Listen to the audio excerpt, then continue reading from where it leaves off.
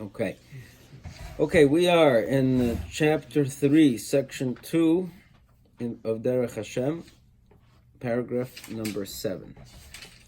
Okay, paragraph number 7. One second. Pardon me. Okay, let's go. Oy tzarich ladas. We're just going to get straight into it. Oy tzarich ladas. Further, you need to know. Shehine ha'hashgacha ha'elyono b'chol prat me'aprotim, that the lofty providence in all details, mashgachas al kol haniksher boy min hakoidmin u'min ha'mucharim, right? That hashgacha and analyzes not only the thing itself, but things that are niksher, things that are connected to it, right? Things that come before it, precede it, and things that come after it, that follow it. Okay, v'soif dover, and in the end, mashgachas ba'ashgachas kol prat al kol haklal kuloi, that every detail is analyzed through the angle of the totality that it belongs to. Okay, so we analyze the individual unit as it relates to the entire whole. Good. Mitzad kol mashim misyachsim kol achalokim, all the related things and all the parts, in kol chelik lebinyona shel haklal, in every part as it builds to the entirety of the thing. Okay, what does that mean? What it means that when we contemplate the judgment of a man, right, meha'ishim, an individual man, we talk about his status in relation to what preceded him, which means his fathers, his predecessors, right? In other words, the son of a Rosh Hashiva will have one standard for judgment. Okay, and also what follows him, right, and also his children. In other words, the father of a Rosh Hashiva, of a tzaddik, of a gadol, will also have different type of a judgment, right? If I was zoicha to have a major tzaddik come out from me, so that some schusim got to fall into my bank account as a result, right? So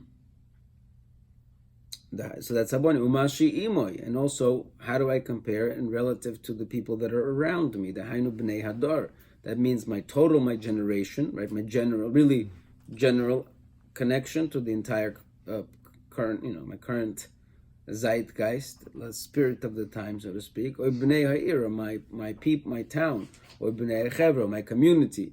B'achar kol hashkofes. And then after all of the various hashkofes, analyses, ha'ela, these, yigozer alav ha'chelik ba'avoida, then we decree upon him, meaning Hashem decrees upon him, his portion in the avoida ubanisayon, and in the challenges to zacharna l'mayla that we mentioned above, right? So in other words, when Hashem decides what's going to be my unique contribution to the symphony, right? In other words, the question is, which part in the symphony am I going to play? Am I going to be the first violin? Am I going to be the whatever the instruments may be, right? How do we decide? How's that decided? Well, it depends, what are your forefathers like? What's your yichus? It depends what's going to be your future. Meaning, you don't know what's going to be your future, but your future is taken into account when deciding what avoida you're going to get. Which is kind of interesting because, my future probably will depend on the kind of avoid that I'm going to get. So it's a little bit of a loop there, right?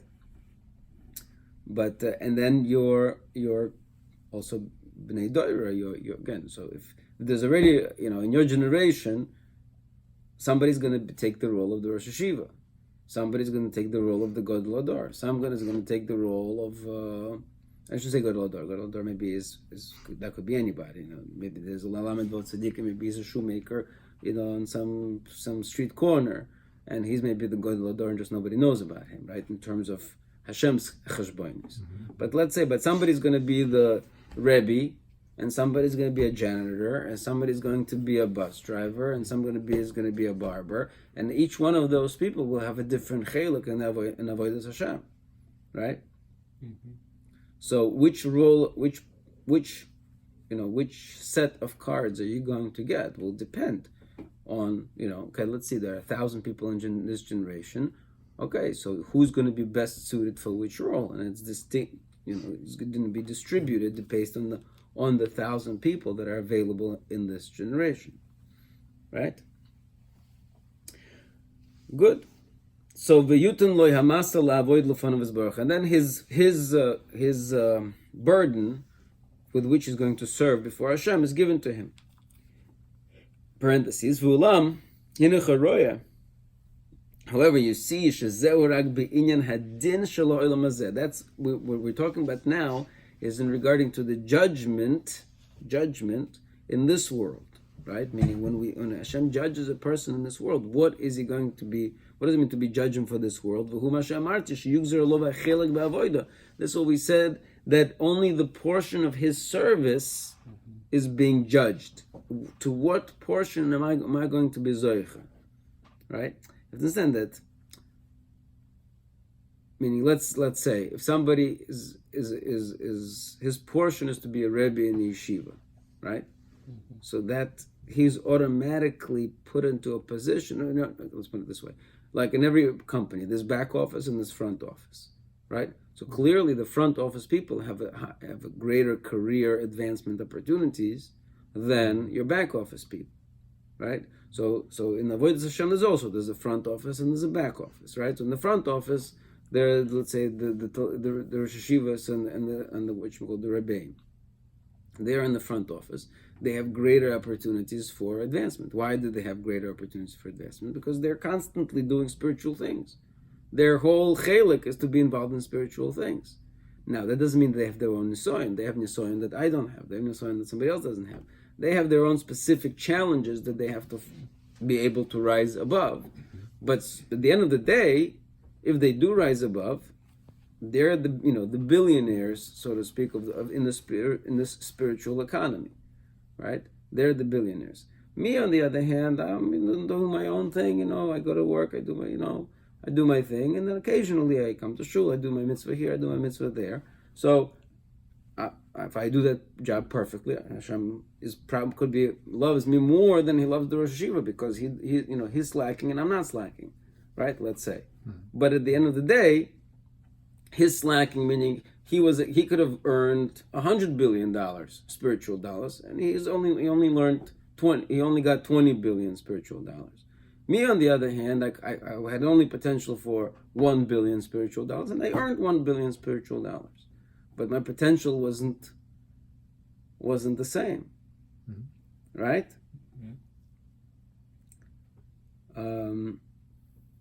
So I'm saying, so 1 second. So what does that mean? So I'm saying, but there is a judgment here. Judgment means that Hashem is kind of analyzing me. I don't know how to say this. There's a judgment. What does judgment mean?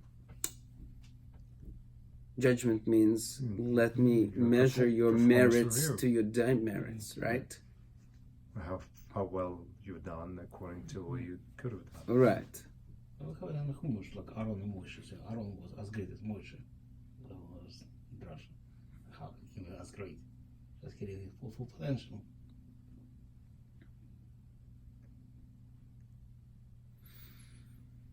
But Aaron didn't get Moshe's part.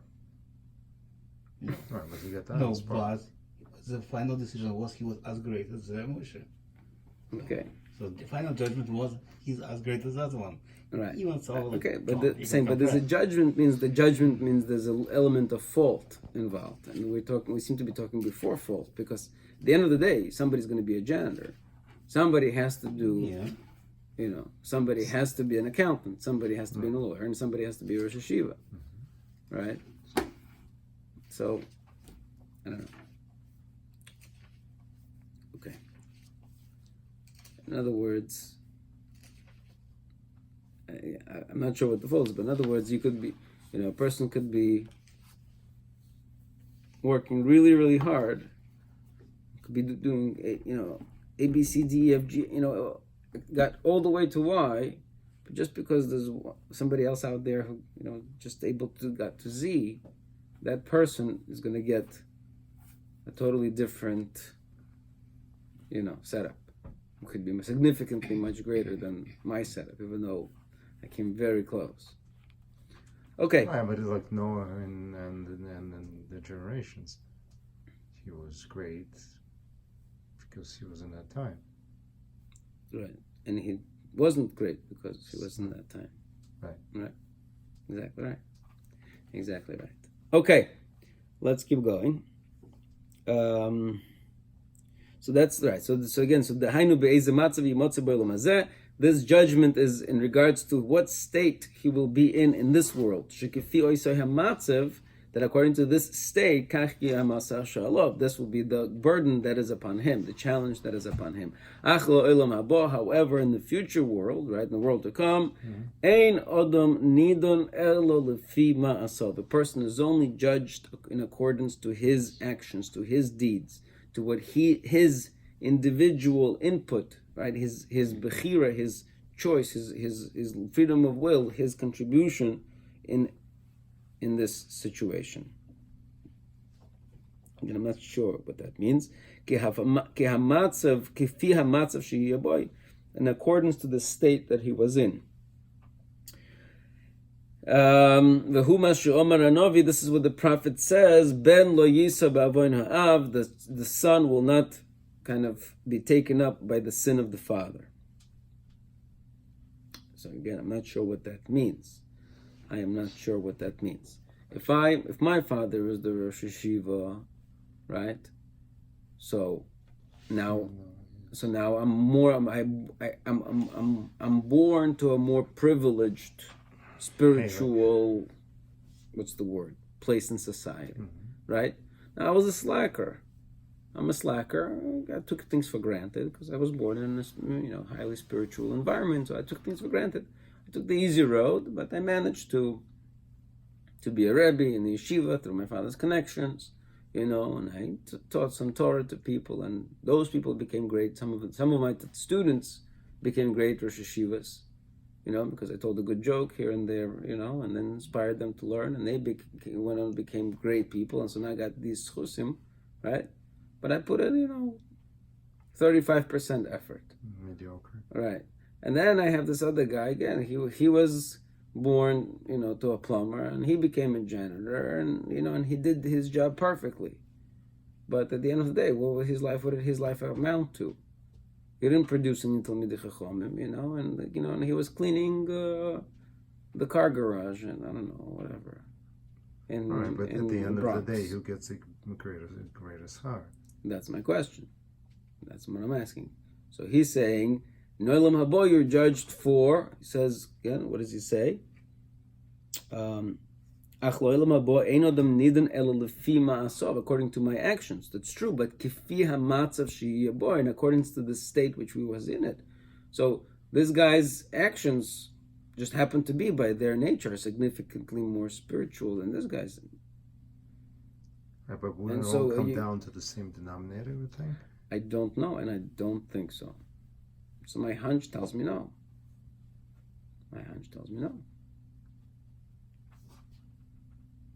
It doesn't seem, on one hand, it doesn't seem fair that that this slacker should get more reward than this this person who tried really hard. On the other hand, yeah, but that's the reality.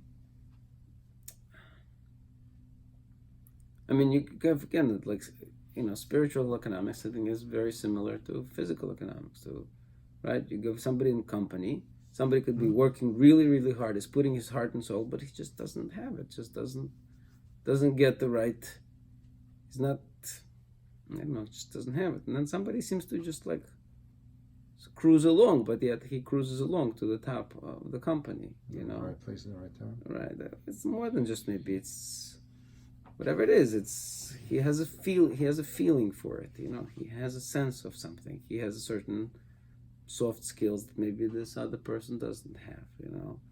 But they come naturally to him without too much effort. I don't know. You know what I'm saying? So. So I don't think it's that simple. Oh, it's your individual efforts. That's what gets you. I'm not convinced. I'm not convinced that it's like that.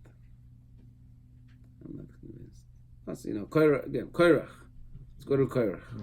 Korach, the Medrash of the Zohar says Korach is the Kohen Gadol in the world, no, in the world to come, and time of Mashiach.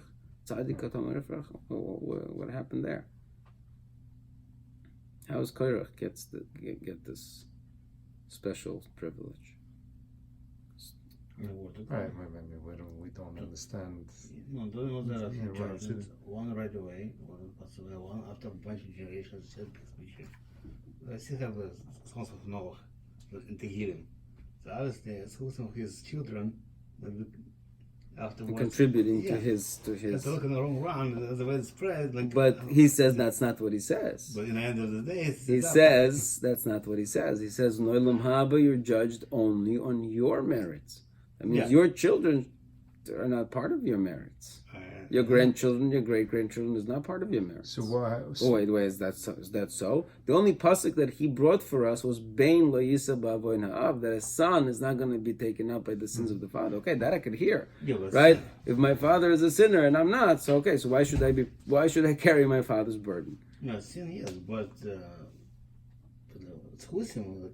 It's our Shmoneh. How it start? By the way, remember our fathers.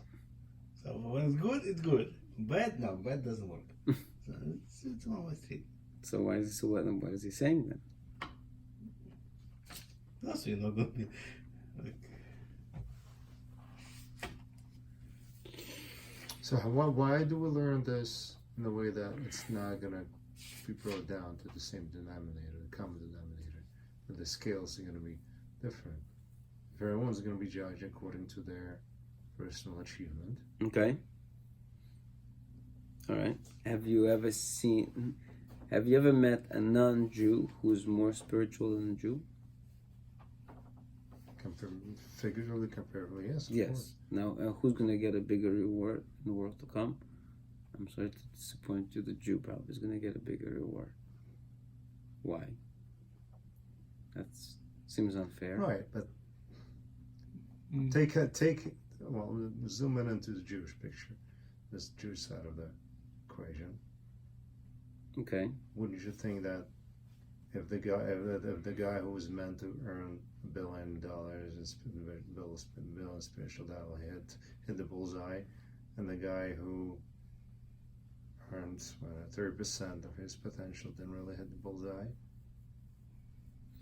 No, because I'm saying that somebody who's born into a spiritually privileged state, so by nature his actions are much more spiritual. Right, he thinks in a more spiritual way. He's brought, it's like the same thing. Let's say I deal with kids all the time, right? You can tell the difference between kids that come from parents that went to college or kids that are children of professors, right?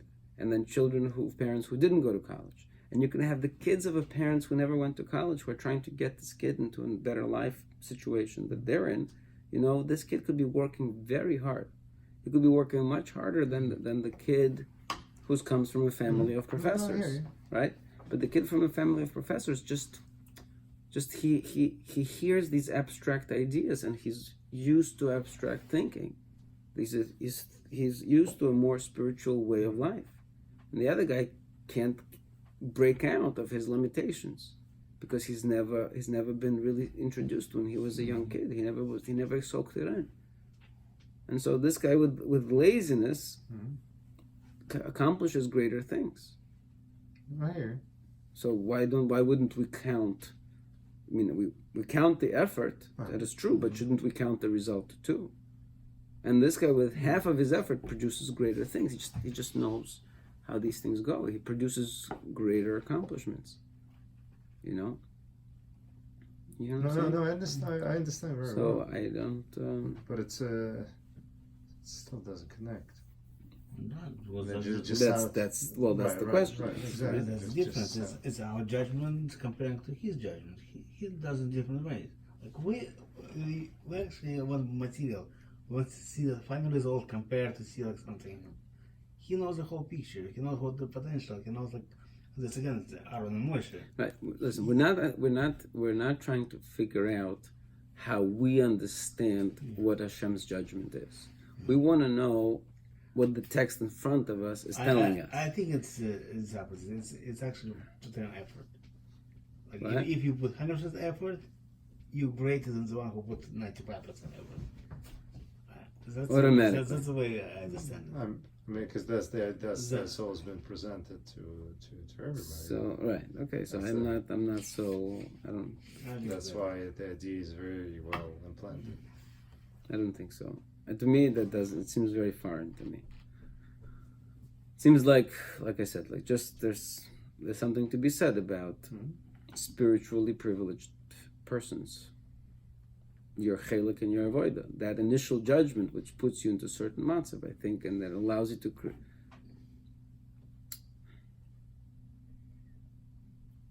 You know. I mean, just if you translate this into life situations of a guy who doesn't come from a college background and none of his parents were in college and grandparents, so he's going to take a couple of generations and he's going to go to college. His kids are going to go to college until the schus ovus of going to college for a few generations affects the kid down the line. It's going to take some time, right? And the same thing as a guy born into a wealthy family. By the time he might lose it all. He might lose it all, but it's not going to happen overnight. Okay. It's going to happen over a few generations of lazy people. So therefore, So I mean, the same. It sounds like the same as in the spiritual content.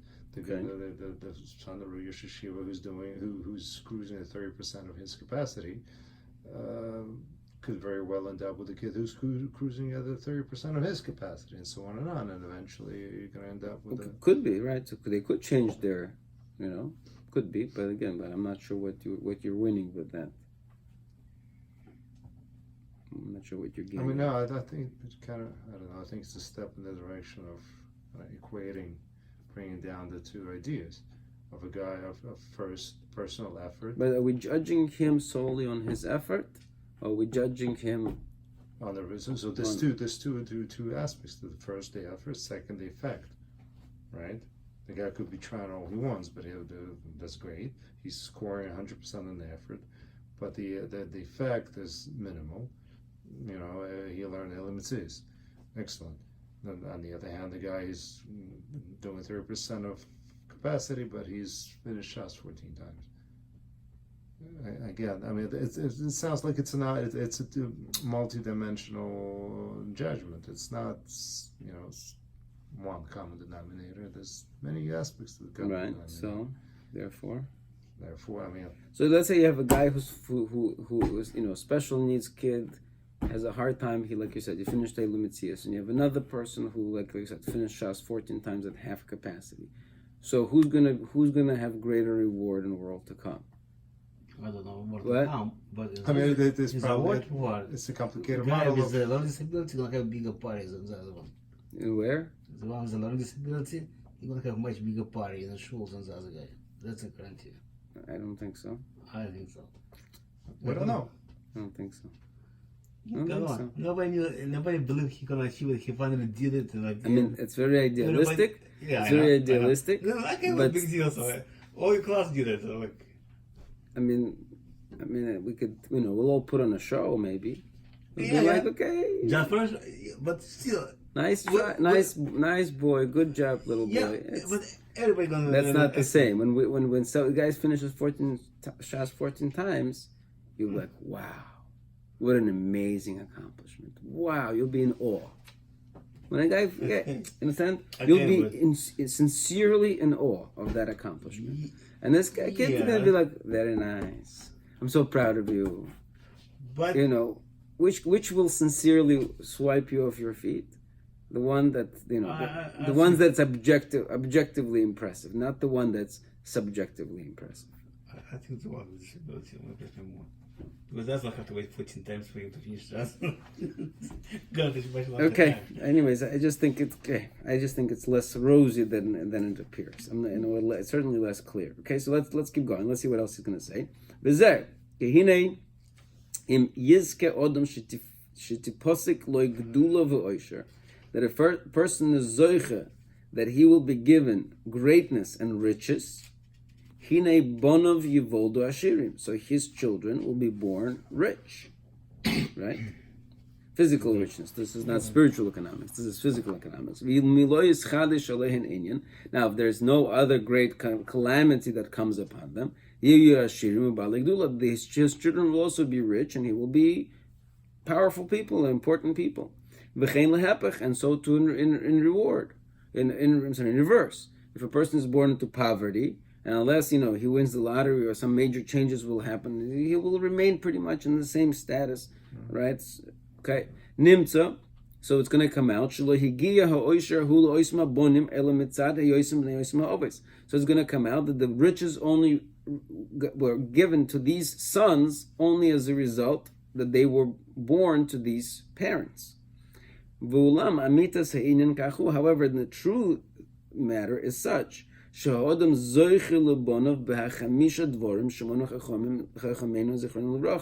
that a person gives over to his children 5 things that are mentioned in the Talmud. Right? That a person endows his children with 5 things. Okay? What are the 5 things? Let me just see. I think he brings them in the back. I already forgot what they were. I looked them up before. What are the 5 things?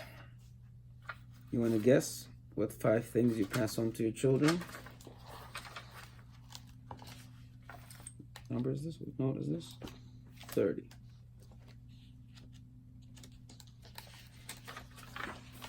I want 30. Here we go. Okay, the 5 things are looks, strength, wealth, intelligence, and longevity. Okay? Looks, strength, wealth, intelligence, and longevity. Okay. Looks, strength, wealth, intelligence, and longevity. So those things, right? So genetics, right? In other words, looks like it's genetics and wealth. That's really that's what the 4 things. Looks, strength, intelligence, and longevity are genetics, and wealth is resources. That's what it looks like. Okay. So where were we? So Shahodam Zoichel Levanav Be'achamisha Dvorim, person endows his children with 5 things. Shemonach Achumenu Zechron Levracham. Ukvar Efsher Shivoldu Odom B'Toiva. Now it is also possible that a person is born in goodness. Mitzad Yois Oviv Kvar Muchzak Bo, because his father was accomplished this. Ve'efsher Gam Kain Shemitzad Zechus Oviv Tagi Eloi Toiva Bizmanim Nazmanim. Also, it's possible that because of the merit of his father, he's going to get some good coming to him at a later date. And again, it could be the reverse. And from another perspective, it's possible that that this salvation or this goodness will cease, will stop. And it will not continue through his descendants.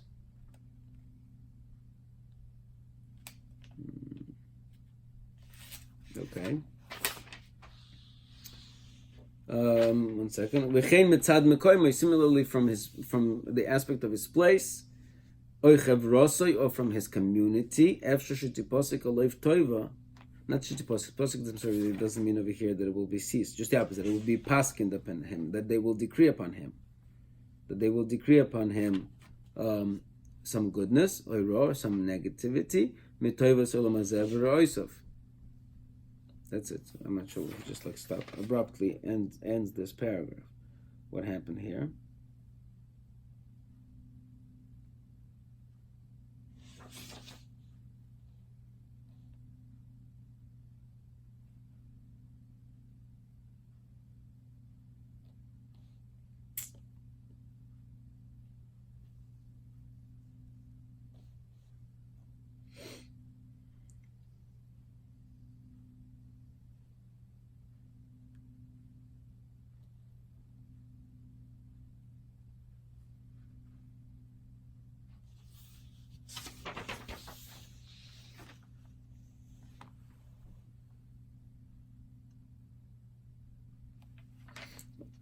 So he's just going back. Okay, I understand what he said.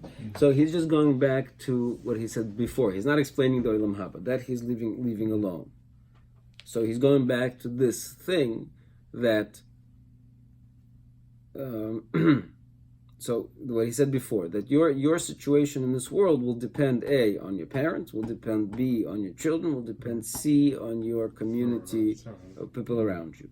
So therefore he says, just like we understand that if Hashem decided that I should be born to rich parents, that's going to cause me to have a privileged state in my birth, right? Similarly, Hashem may decide to give me riches, towards the end of my days, not really for my sake, but because He has cheshboned out that my children need to be born, whoever they're going to be, they need to be born into a privileged environment. So Hashem will give me those funds at some point in order to set up my kids. They weren't given for me; they were given to set up my kids. Or similarly, in my community, that Hashem wants to bestow some kind of benefit to the community. So He gives me, because I'm a part of this community, He gives me, let's say, some position, and let's say some people in my community need a job, and Hashem wants to give those people a job as a result. So I would be zoicha somehow, because of Hashem whatever judgment, I'll be zoicha to get some kind of a important position in some company, so that I can then facilitate other people in my community to be able to do well. Right? So in other words, right? So over there again, riches are. I'm given this opportunity not because of my schus, but because I am helping the people in my community. So those are just example how my state or my avodah in this world may be affected not only for myself, but may be affected by other people in the mix. That's all. That's what he's showing over here. But he's not addressing the issue of how does it all play out in Elam Haba, that he doesn't. At least he doesn't say it now. I think he's going to talk about it later. When he's going to talk about more in terms of judgment, that's going to be in the next chapter, I think. No.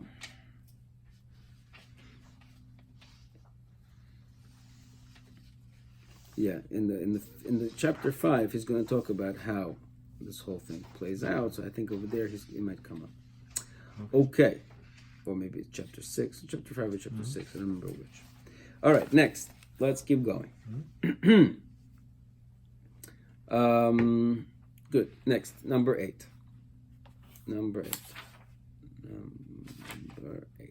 Milvat kol zeh. Now, besides all of this, whatever all of this is, all of the things that were listed above, yesh oid inyan acher. There is another element, nimshach mishnei chelkei hanchoga shezacharnu, that comes out from both of these aspects of Hashem's guidance. Which aspects of Hashem's guidance? Ha'ishis, the individuals, va'klovis, right? So remember, in the previous chapter, he told us there's a general idea that Hashem wants to create a community of perfected ones, right? And He wants to get as many individuals into this equation. And then there is individualistic hashgacha. What's going to be my role, my part in this general picture, right? So now he's saying, but together, when you put these two perspectives together, there is that Hashem designed another feature into the system. What's this new feature? Hashem's great wisdom perceived that on everything that is probable, that is worthy to exist, in order not only for the individual, but he's talking not only for the individual but also for society as a whole, in order to create mimenu kibbutz hashleimim, to create a gathering of the perfected ones, that we mentioned above. So God's wisdom saw that there should be, that very beneficial to this plan will be that some minority amongst these people, lehoyel, will have the schus to help liktosam lehetiv lehem, to the other majority of these people. In other words, to make to take away the fancy language over here, basically Hasidic Rebbes.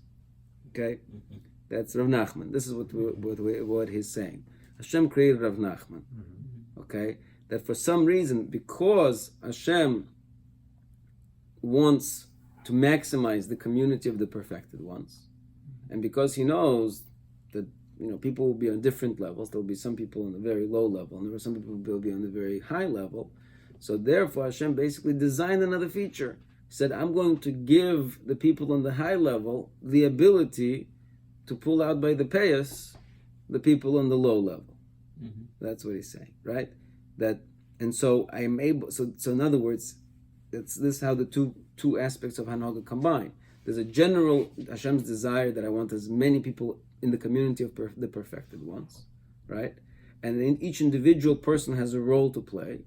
So therefore, I will design that certain individuals will be able to influence other individuals in the picture. Even though he said before, individualistic. No, not yet. There's an element here where a tzaddik basically can pull out a guy who's not so right. Judgment in a positive. Right. Okay. So again, it's very interesting. Again, we can analyze the words, but it's very interesting the words that he's using. This will be very beautiful for them. That some of them should have the ability to help some other of them, and to benefit them. Perush, meaning, it should not be absolutely kind of determined,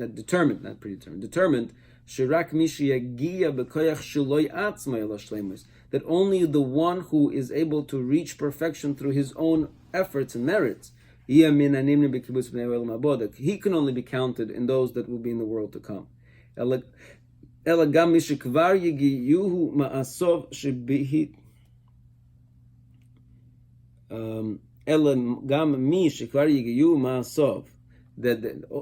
even the one, not even, that also the one who has reached through his actions to this perfection,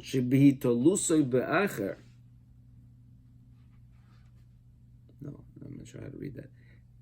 He's saying that rather there is an individual whose actions will reach a certain level, but to such a degree that him having the ability to attach himself to another, somebody who's more worthy than him, he will be able to benefit in the perfection. He will be entered into this general gathering. Of course, he will be on a lower level, because it's a level of being suspended, of being dependent on his friend, right? So it's like oig and holding on to the teva and getting by. So it's going to come out, and he's not going to completely pushed away from this perfection. It's going to come out that the only people who will be pushed away from this perfection, that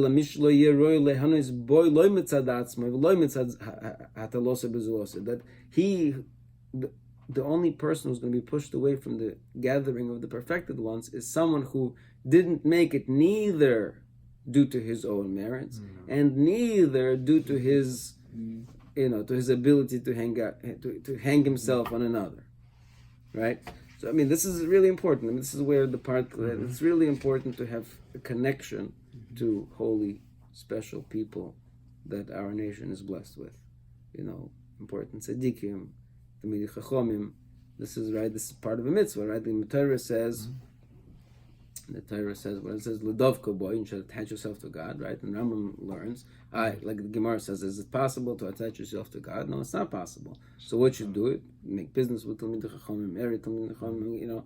So Talmidei Chachamim represent those perfected individuals. So got to grab onto these perfected individuals. So if you can't make it on your own merits, you could always make it on somebody else's merits. Or I'm assuming that next level is also true. Even if you could make it on your own merits, having additional merits from somebody else could also be helpful. Okay, so right, but the point is that in order to get discarded completely from this element of the future, you really need to make an active effort to get out of this system, right? That's why we say, Kol Yisrael, how does it go? Kol Yisrael yesh lahem chelek lo olam haba, right? V'nimtzes al yedei zeha hatzola meruba. So this way, in this system where others, a certain individual can help other individuals, hatzola meruba, the salvation is greater. V'yirbu yoser hanehanim, and you increase the number of those that will benefit in the future. V'ulam hananim umehanim la'acherim, those that benefit and those that benefit others, vadai she'elu yiyu hayoser hagadolim b'kibbutzahu. Of course, those that are able to actually bring others into the mix, they will be on a higher level than those that do not. Vehem yiyu haroshim, and they will be like the heads. V'atzrichim l'tolizbam, and those that need to hang themselves upon them, they will remain kind of subjugated to them, right? Subservient to them, and they will be dependent on them, right? Okay, that part is simple. Let's just finish this short paragraph, right? That's to get. Oh, maybe not.